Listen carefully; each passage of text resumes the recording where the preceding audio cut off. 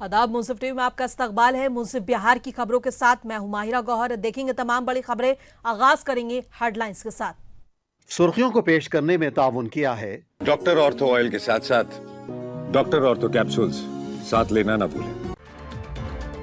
PM Modi की appeal पर CM सम्राट चौधरी की पैदल यात्रा। अपने घर से पैदल पहुंचे मुख्यमंत्री सचिवालय।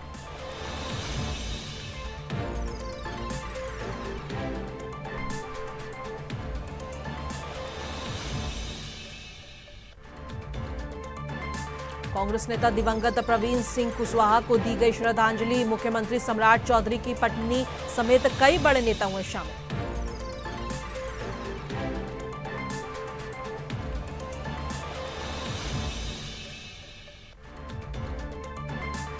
मंत्री बनने के बाद पहली बार चंपारण पहुंचे नंद किशोर राम। कार्यकर्ताओं ने किया भव्य स्वागत।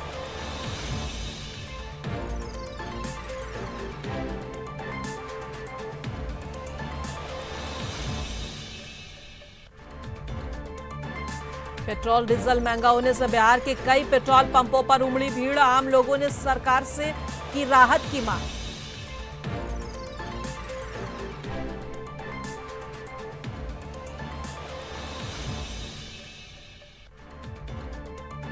और कैमूर रेंज मोहानिया में डीआईजी ने किया पुलिस कार्यालय का दौरा। अपराध नियंत्रण के लिए दिए अहम निर्देश।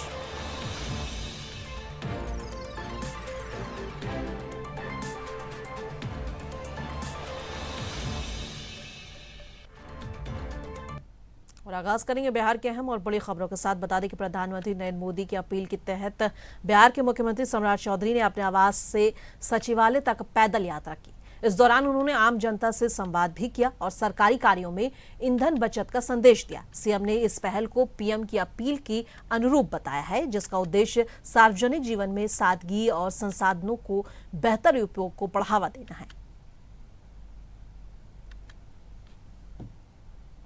बागौल के सबौर क्षेत्र स्थित जिच्छो गांव में कांग्रेस के वरिष्ठ नेता दिवंगत प्रवीण सिंह कुशवाहा की याद में श्रद्धांजलि सभा आयोजित की गई थी।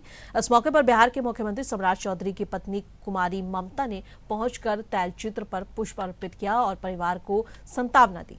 वहीं पूर्णिया सांसद पप्पू यादव ने भी श्रद्धांजलि अर्पित की। सभा में कांग्रेस प्रदेश अध्यक्ष राजेश राम, मंत्री कुमार शैलेंद्र, पूर्व विधायक अजीत शर्मा समेत कई नेता मौजूद रहे। श्रद्धांजलि सभा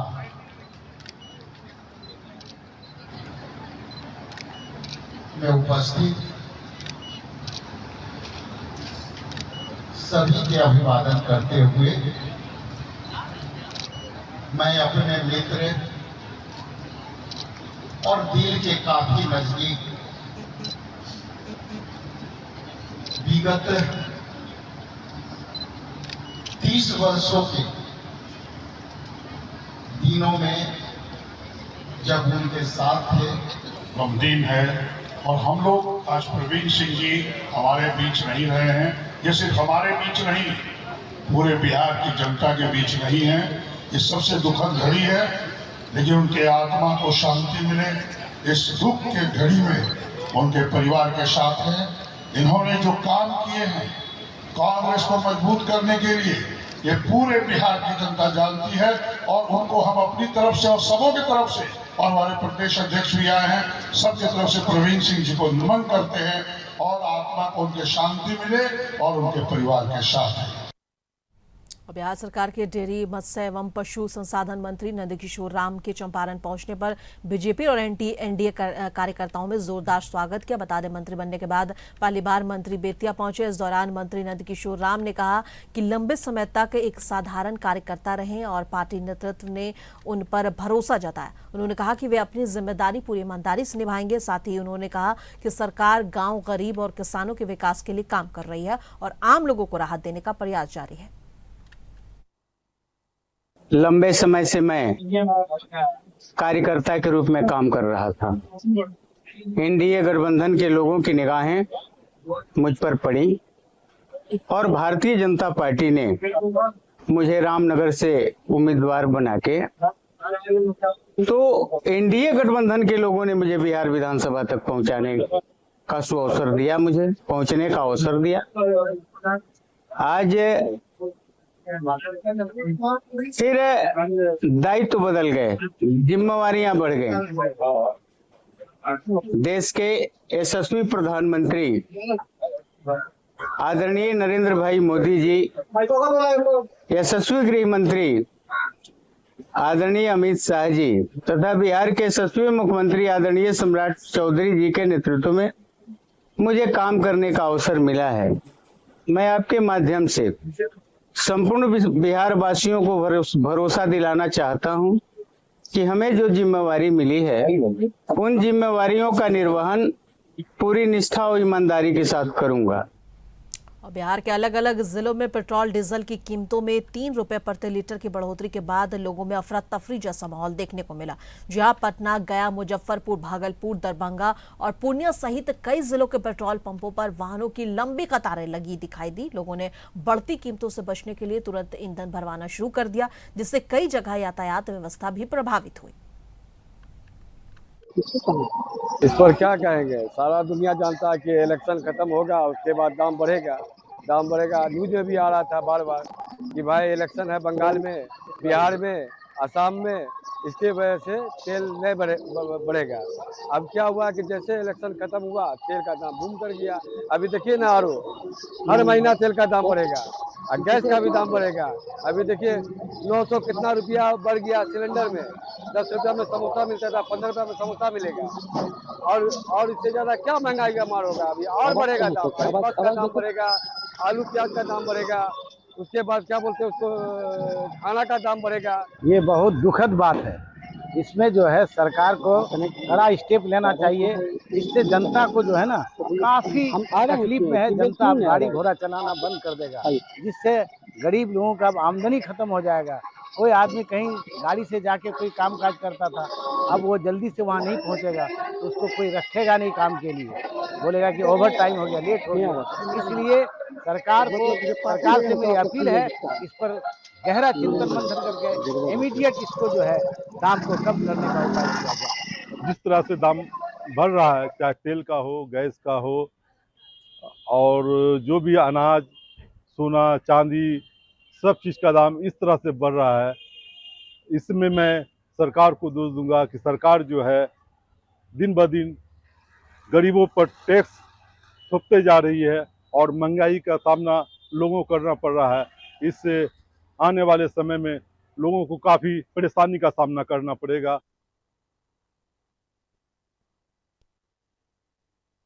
पिछले दिनों पीएम मोदी ने तेलंगाना में यात्रा के दौरान मंच से संबोधित करते हुए देशवासियों से एक अपील की थी। उन्होंने कहा था कि चीजें जो है उसको नॉर्मल करने के लिए पेट्रोल डीजल का कम इस्तेमाल करें, विदेश की यात्रा ना करें और सोना चांदी जो है कुछ दिनों के लिए ना खरीदें।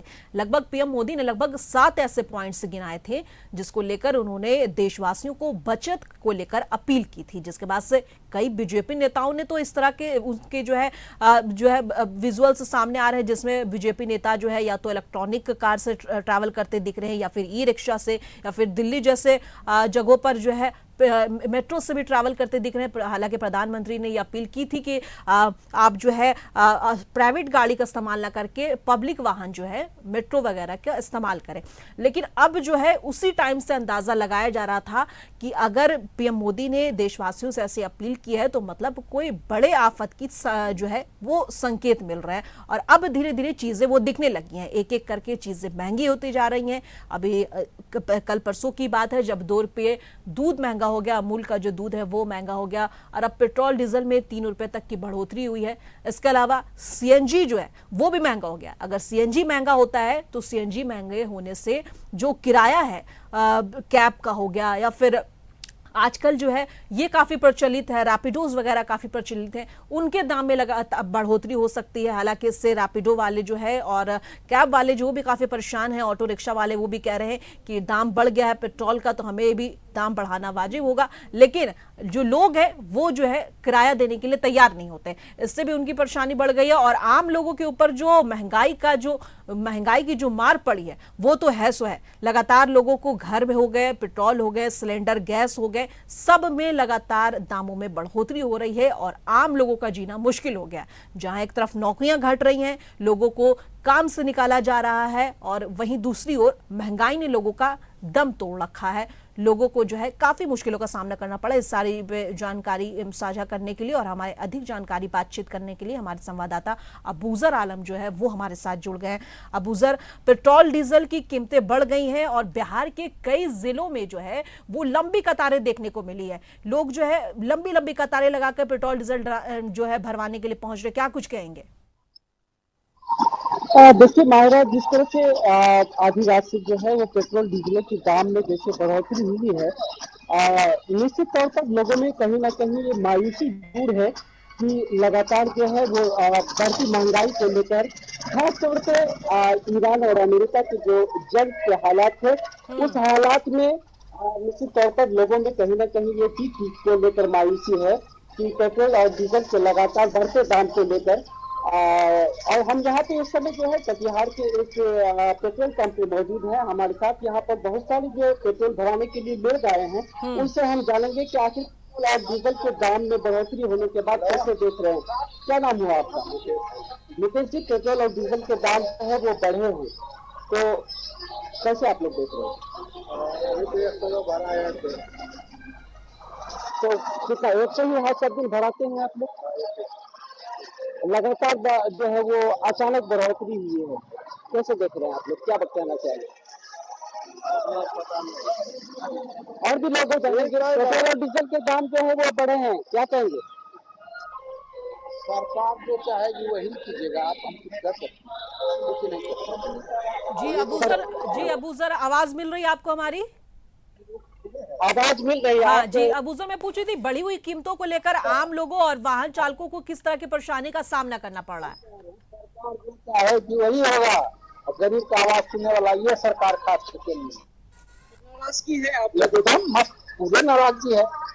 जैसे समझौता करना चाहिए उससे दुश्मनी कर लिया और जिससे नहीं करना चाहिए उसका गांड धो रहा है, यही तो सरकार है। तो आप लोगों को आप जो पेट्रोल और डीजल के दाम बढ़े, आप मेरा सवाल सुन लीजिएगा पहले, उसके बाद आपने आम लोगों से बातचीत तो कर ही ली होगी। आम लोगों को किस तरह की परेशानी का सामना करना पड़ा है इस बारे में थोड़ा बताइएगा। आपने आम लोगों से वहां पे बातचीत की होगी, आप पेट्रोल पंप पे इस वक्त मौजूद हैं, तो लोग किस तरह की बातें बता रहे हैं कि किस तरह की परेशानी का सामना करना पड़ रहा है, खासकर जो रैपिडो राइडर्स हैं या फिर जो कैब ड्राइवर्स हैं या ऑटो वाले हैं, इन लोगों को किस तरह की परेशानी का सामना करना पड़ रहा है? जी, निश्चित तौर पर सभी तरह के जो किसान हैं यहाँ पे जो है खेती बाड़ी पर ज्यादा तो लोग निर्भर करते हैं। निश्चित तौर पर लोगों पर काफी बड़ी बोझ जो है वो सरकार के द्वारा डाली गई है, इससे जो है इनकार नहीं किया जा सकता। तो निश्चित तौर पर जो छोटे चालक हैं, जो टेम्पो चलाते हैं, ऑटो चलाते हैं, वैसे लोगों पर भी काफी बड़ी बोझ जो है ये पड़ी है। जिस तरह से पेट्रोल और डीजल के दाम बढ़े, एक महिला हम उनसे भी जानना चाहेंगे पेट्रोल और डीजल के दाम जो है वो बढ़ चुके हैं। ठीक है अबूजर, आप जो है आपका बहुत बहुत शुक्रिया हमें वक्त देने के लिए। हम खबरों के सिलसिले में आगे बढ़ेंगे, कुछ और खबरों की तरफ रुख करेंगे। खबर कैमूर से है। बता दें कि कैमूर शाहाबाद रेंज में डीआईजी डॉक्टर सत्य प्रकाश ने मोहिनिया अनुमंडल पुलिस पदाधिकारी कार्यालय का निरीक्षण किया। इस दौरान कैमूर एसपी हरमोहन शुक्ला और मोहनिया एसडीपीओ प्रदीप कुमार ने उनका स्वागत किया, जिसके बाद उन्हें गार्ड ऑफ ऑनर दिया गया। निरीक्षण के दौरान डीआईजी ने अभिलेखों और उपस्थिति पंजी और लंबित मामलों की समीक्षा की। उन्होंने एसआर मामलों में के शीघ्र निपटारे और फरार अपराधियों की गिरफ्तारी और शराबबंदी कानून की सख्त पालन के निर्देश दिए हैं। से आए हैं, एक तो अनुमंडल पुलिस पदाधिकारी मोहनिया कार्यालय का निरीक्षण भी है, जिसमें यहाँ पर उपस्थित पंजी या जो भी यहाँ पर कांड प्रतिवेदित हुए हैं, क्या डिस्पोजल रेट रहा है, कितनी गिरफ्तारियाँ हुई हैं और कितने कांड लंबित हैं, खासकर एसआर केसेस का विधि व्यवस्था पर क्या नियंत्रण है।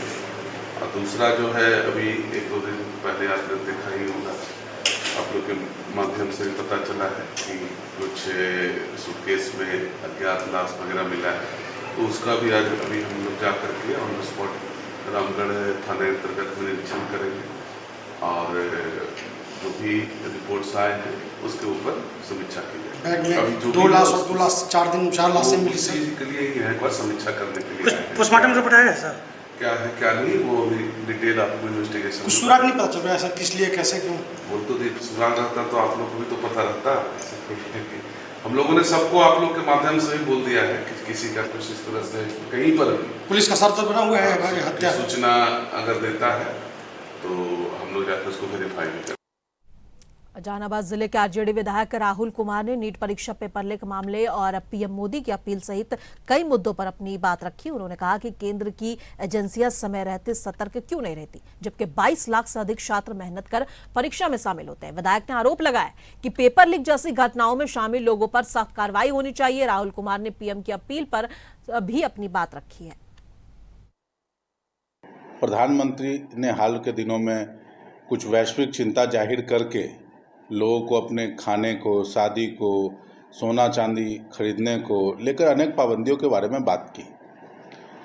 ये स्थिति लगभग विगत 3-4 महीने से है और विपक्ष इस मुद्दे को उठाता भी रहा है, लेकिन प्रधानमंत्री चुनाव में व्यस्त थे। तो इस बात को प्रधानमंत्री को मानना चाहिए कि भाई चुनाव मेरे लिए सबसे प्रमुख है, लोकहित और राष्ट्रवाद हमारे लिए पीछे है। पहले चुनाव होगा, उसके बाद ये सारे मुद्दे आएंगे। नहीं तो ये मुद्दा तो पहले भी था। तो प्रधानमंत्री अगर इस बात को रखना चाहते हैं तो पहली बात तो ये है कि वो क्लियर करें कि चुनाव के समय में उन्होंने इस मुद्दे को क्यों नहीं रखा, इस मुद्दे के ऊपर अपनी चिंता क्यों नहीं जाहिर की। पूरे बंगाल वो घूमते रह गए लेकिन इस बारे में बात नहीं की।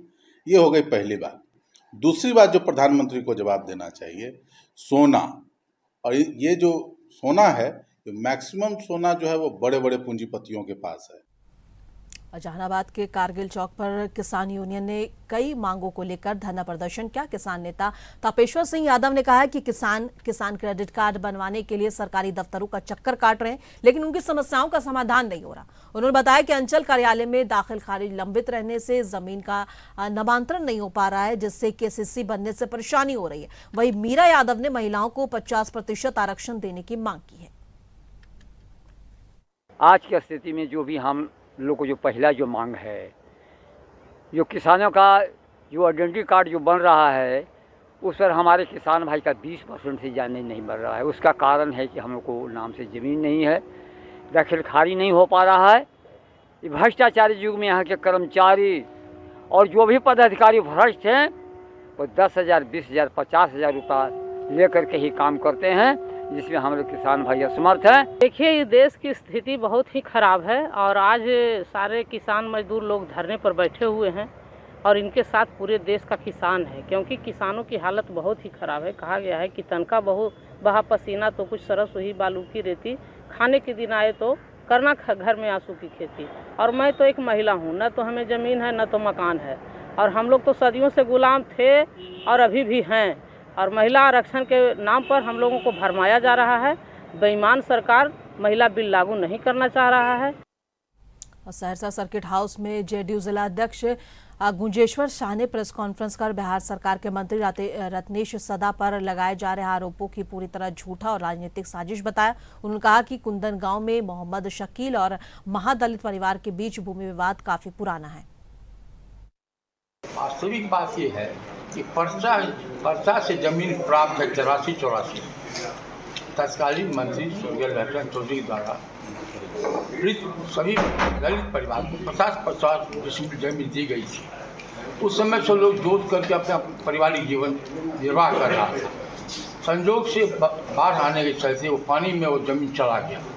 40 वर्षों के बाद वो पानी जमीन से निकला, वो पानी से निकला है। अब वह जोतने कोड़ने के योग हो गया, तो सारे दलित अपने पर्चा के हिसाब से अपने अपने ज़मीन को जोतने के लिए चला गया।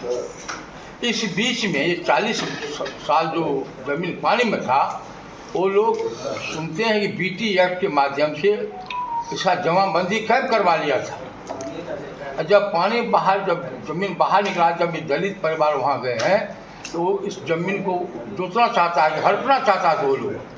जबकि आपको पता है कि 13-14 में मीना जी जो अपर महासचिव थे, प्रधान सचिव थे रेवेन्यू के, उन्होंने कहा BT एक्ट के अंदर में जो कोई जमाबंदी कैंप करवाए हैं पूरे बिहार में उसको निरस्त किया जाता है। तो फिर बचता कहाँ है ज़मीन उसकी? अब वो ज़मीन चूँकि वो महादलित है, वो अपनी हक के लिए लड़ रहा है, चूँकि रश्मि सारा जी उसी समाज से आते हैं, उनको लगता है कि ये महादलित को चढ़ा बढ़ा दिया है, हमको ज़मीन नहीं जोतने दे रहा है, उसके मन में ये पीड़ा है। सच्चाई उसमें कुछ नहीं है, वो लोग अपनी हक की लड़ाई लड़ रहा है, झूठ मूठ के इसको बदनाम करता है, इसको बदनाम नहीं करता है, ये हमारे NDA को बदनाम करने में लगा हुआ है। जहानाबाद में एक निजी कार्यक्रम के दौरान बिहार सरकार के मंत्री संतोष कुमार सुमन ने कहा है कि प्रधानमंत्री भी सीमित काफिले में चल रहे हैं और बिहार में भी मंत्री और अधिकारी ईंधन की खपत कम करने पर काम करेंगे। उन्होंने बताया कि अपने आने वाले समय में मंत्री ट्रेन और सार्वजनिक वाहनों से यात्रा करते भी नजर आ सकते हैं। सभी लोगों ने अपने प्रयास से सब चीज़ कम करने की कोशिश की है। आप देखेंगे कि प्रधानमंत्री जी भी 2 गाड़ी से, हमारे मुख्यमंत्री जी भी, सब लोग ट्रेन से जाना शुरू कर दिए हैं, अपना काफिला कम किया। धीरे धीरे हम समझते हैं कि हम लोग इस चीज़ को समझते हैं और ऐसा हम लोग कोशिश करेंगे कि कम से कम खर्च हो। नो व्हीकल्स डे भी मनाने की बात हुई है। हर मंत्री अपने अपने हिसाब से अपने अपने विभाग में बोल रहे हैं कि उस दिन जो पदाधिकारी हैं गाड़ी से नहीं आवें और वर्क फ्रॉम होम करें, चाहे आना रहे तो दूसरे माध्यम से आएँ, जो पब्लिक ट्रांसपोर्ट है उससे आए। तो हम लोग इस सब पर पहल करना शुरू कर दिए हैं। आप आने वाला 1 आध सप्ताह के अंदर में ये सब स्ट्रीमलाइन होगा और हम लोग कम से कम 50-60% जो खपत है ईंधन का उसको बचाने का काम करेंगे ताकि हमारा रिजर्व ज़्यादा रहे और ज़्यादा दिन तक चले। जो संकट वैश्विक संकट है उससे हम लोग जल्दी उबर पाएँ। और समस्तीपुर में इंसानियत को शर्मसार करने वाली घटना सामने आई है, जहां मोबाइल चोरी के आरोपों में मात्र 16 साल के नाबालिग की पीट कर हत्या कर दी गई। परिजनों का कहना है कि देर शाम कुछ युवक उसे घर से बुलाकर ले गए और मोबाइल चोरी का आरोप लगाकर बेरहमी से पिटाई की। आरोप है कि किशोर को सिगरेट से दागा गया और लोहे के रॉड से गंभीर रूप से पीटा गया। बाद में उसे खेत में फेंक दिया गया, जहां इलाज के दौरान उसकी मौत हो गई। घटना के बाद इलाके में तनाव है और पुलिस जांच में जुटी है। बता दें, बिहार से लगातार ऐसी घटनाएं सामने आ रही हैं जो कि मानवता पर सवाल उठा रही। कुछ दिन पहले ही खबर आई थी जिसमें एक और नाबालिग मात्र 14 से 15 साल के एक बच्चे को नींबू तोड़ने के सिर्फ एक इसमें पीट कर हत्या कर दी गई। और अब एक और नाबालिग को लेकर ऐसी जो घटना सामने आई है, ये एक बार मानवता पर सवाल उठा रहे हैं। वहीं बिहार के कानून व्यवस्था पर भी सवाल है कि आखिर बिहार में कानून कहाँ है और पुलिस कहाँ है, जो कि लोग अपने आप से जो है वो समझौता करने उतर जा रहे हैं सड़कों पर और अपने आप से अपने हिसाब से जो है वो फैसला कर रहे हैं। सर, हमारा भतीजा था, उसको काम के धांसे देके कोई बोले मुर्गी फार्म पे काम करने का। कौन बोला था? हमारे गांव के बगल का था, दूसरे 2 नंबर वार्ड का। वो मुर्गी फार्म खोल रखा था, तो वो बोला ठीक है। वो घर से लेके गए, हम लोग नहीं थे घर पे, काम करने के लिए हम लोग गए हुए थे। तो फिर उन्होंने मोबाइल चोरी का इल्ज़ाम लगाया उसके ऊपर। उसको पहले मारा, वहाँ मारा, फिर घर पे लेके आया। घर पे लेके आने के बाद पूरा हमारा घर में जितना कपड़ा था, ट्रंक विरंक, जो ताला बिला सब तोड़ के चेक किए, उसको मोबाइल बरामद नहीं हुआ। तो फिर से लेके गया वो लोग, दारू पी के। उसके बाद उसको मारा, बेल्ट से मारा है, सरिये से मारा। उसके बाद सिगरेट पी के पूरा उसको शरीर को दाग दिया है। फिर उसके बाद उसने क्या किया, उसे मार के मकई में छोड़ दिया उसने। तो हम लोग 2-3 घंटे तक ढूंढे, उसको नहीं मिला। तो अब दूसरे लोग देखा ने उसको मकई में गिरा हुआ था, तो उठा के हमारे घर तक छोड़ के आए। तो हम इलाज करा रहे थे लोकली डॉक्टर से, 2 दिन इलाज कराए। उन्होंने बोले ज़्यादा सीरियस है, इनको बड़ा हॉस्पिटल में एडमिट करना पड़ेगा। तो हम लोग गरीब आदमी हैं, पैसे का व्यवस्था कर रहे थे, किसी के पास गए कर्जे लगने के लिए, वही व्यवस्था करते रहो, उनको प्राण छूट गया। उसके बाद क्या किया आप लोग? उसके बाद वही लाश को लेके जो मारा उसके घर पे ले जाके रख दिया हम लोग। फिर उधर प्रशासन वगैरह आए तो बोले बॉडी को पोस्टमार्टम के लिए लेके जाओ, उसके बाद हम आगे कार्रवाई करते हैं। आरा नगर निगम के कर्मचारियों और दैनिक सफाई कर्मियों ने 6 सूत्री मांगों को लेकर कार्य बहिष्कार कर नगर प्रशासन के खिलाफ प्रदर्शन किया। कर्मचारी संघ के बैनर तले निगम कार्यालय के सामने नारेबाजी की गई। जिला अध्यक्ष पुष्पा सिंह ने आरोप लगाया कि नगर प्रशासन कर्मियों को शोषण किया जा रहा है। 11 तारीख को सांकेतिक हड़ताल, नियमानुकूल सांकेतिक हड़ताल 1 दिन का दिया जाता है। उसके बाद इन लोगों को समय हम लोग ने दिया। सरकार के खिलाफ हम लोग नहीं है, चूंकि 12, 13, 14 चुनाव का समय था स्थानीय निकाय क्षेत्र का, जिसके कारण हम लोगों ने 3 दिन हम लोग गैप किए थे और आज से हम लोग का अनिश्चितकालीन हड़ताल हो गया है। इसकी जिम्मेदार महापौर और नगर आयुक्त होंगी, इसके कर्मचारी जिम्मेदार नहीं है। कर्मचारी अपना हक में लेने के लिए आए हैं। पहला मांग तो हमारा है कि अस्थायी कर्मचारियों के लिए छठा वेतन का अंतर राशि और 7वां वेतन की मांग की गई है। भागलपुर और नवगछिया के बीच जीवन रेखा माने जाने वाले विक्रमशिला सेतु के क्षतिग्रस्त होने के बाद आम लोगों के साथ साथ शिक्षक भी भारी परेशानियां झेल रहे हैं। पुल बंद होने के कारण शिक्षकों को अब नाव के सहारे सफर करना पड़ रहा है। शिक्षकों को का कहना है कि उन्हें सुबह बहुत जल्द उठकर घाटों पर जाना पड़ता है, जहां भारी भीड़ और धक्का मुक्की का सामना करना पड़ता है। शिक्षक समुदाय ने प्रशासन से बेली ब्रिज निर्माण और सेतु की मरम्मत जल्द कराने की मांग की है, ताकि लोगों की परेशानी कम हो सके। 6:30 बजे हम लोग का अटेंडेंस बनता है, ऑनलाइन अटेंडेंस बनती है। उसके लिए हम लोग को सुबह 3 बजे ही उठना पड़ता है और तैयार होना पड़ता है। यहाँ 5 बजे से पहले आना पड़ता है और 5 बजे नाव पकड़नी पड़ती है, तब जाकर के स्कूल टाइम से पहुँच पाते हैं।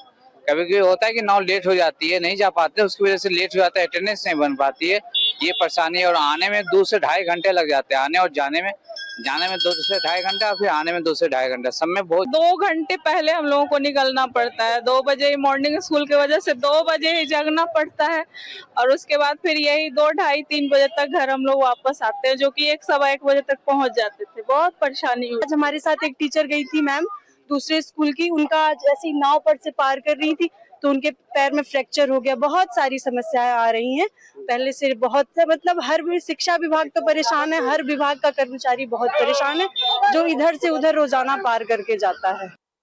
मुंसिफ बिहार की खबरों में बस इतना ही। कल फिर मिलेंगे इसी वक्त, तब तक के लिए देश दुनिया की तमाम खबरों के लिए बने रहें मुंसिफ टीवी के साथ।